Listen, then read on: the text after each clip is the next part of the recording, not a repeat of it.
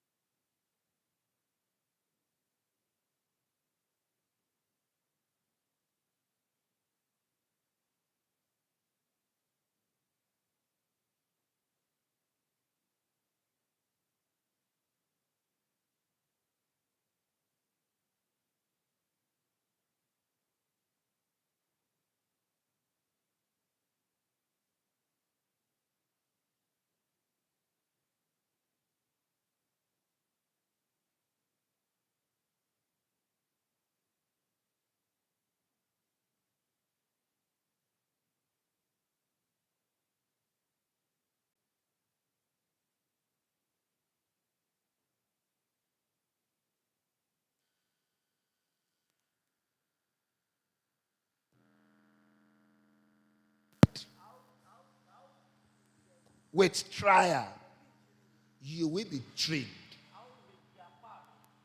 So the issue of trial is what no one who intend to be qualified for the master's use, or who want to become a celebrity, or who want to become whomever has ordained him or her to be. None of such individual can escape what we call trials of life.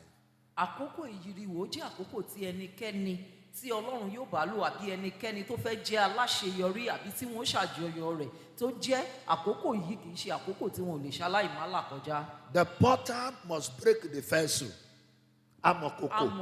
Ó gbọ́dọ̀ fọ́ ìkòkò. Where he can make out of the same material a new and a beautiful vessel. Níbi tí wọ́n ti fi ohun èlò náà láti ṣe mọ ìkòkò tó rẹwà tó sì dára. For you and me as a Christian. Fún ìwọ àti èmi gẹ́gẹ́ bí Kristẹni. In order for us to become a useful and a usable fellow.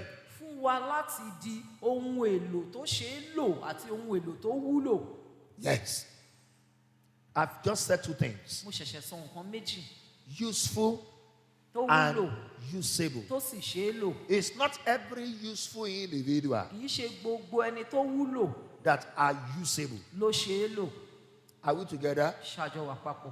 Are we together? Ṣàjọ wà papọ̀. Some pastor can preach like hell, Àwọn olùṣọ́ àgùntàn mìíràn lè wàásù but they are not free from sin. ṣùgbọ́n wọn ò bọ́ lọ́wọ́ ẹ̀ṣẹ̀. They are useful, Wọ́n wúlò but not usable. ṣùgbọ́n wọn ò ṣe é lò.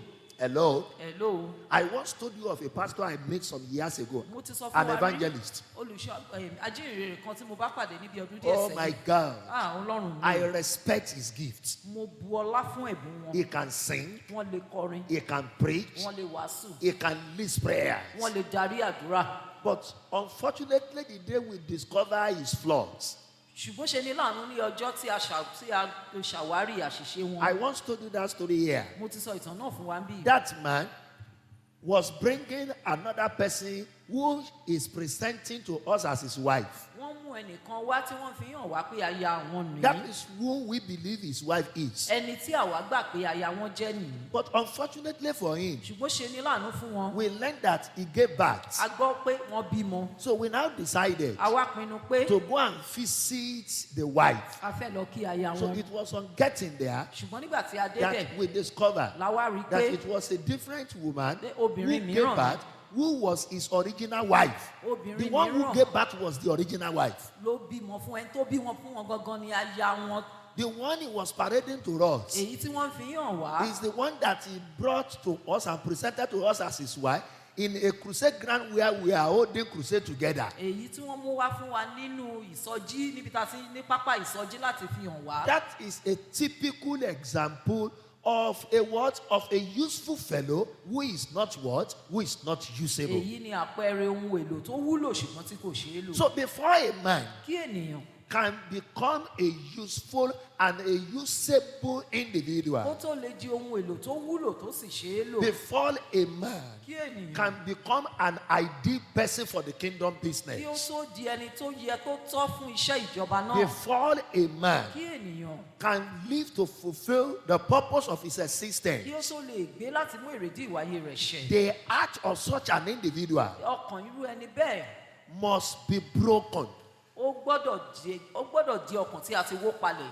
What I said must happen to that person. Kí ni mo ló gbọ́dọ̀ ṣẹlẹ̀ sí The ẹni náà? person must have been broken A gbọ́dọ̀ ti wórú ẹni bẹ́ẹ̀ palẹ̀. before the richest content Kí ohun tó dáa jù that is in him or her tí ń bẹ nínú rẹ̀ lọ́kùnrin tàbí lóbìnrin can flow forth kó tó lè jẹ jáde, jáde. and such a person become a blessing to his generation and to himself. Irú ẹni bẹ́ẹ̀ yóò wá padà já sí ìbùkún fún ìran rẹ̀ àti fún ara rẹ̀. Beloved, permit me to tell you this. Olùfẹ́ fàyè gbà mí láti sọ eléyìí fún I wa. always tell people Mo máa ń sọ fún àwọn ènìyàn that when you are a child of God, a servant of God, tí o bá jẹ́ ọmọ Ọlọ́run ìránṣẹ́ Ọlọ́run, it should be your priority ó yẹ kó jẹ́ ohun tí ó kàn gbọ̀ngàn. that your life be pleasing to God first. Wípé kí ayé rẹ tẹ́ Ọlọ́run lọ́rùn lákọ̀ọ́kọ́. When your life is pleasing to God, Nígbà tí ayé rẹ bá tẹ́ Ọlọ́run lọ́rùn, your life is going to be an impactful life to the generation of people around you. ayé rẹ yóò padà jẹ́ ayé tó nípa sí àwọn ènìyàn tó yí ọ ká. It is when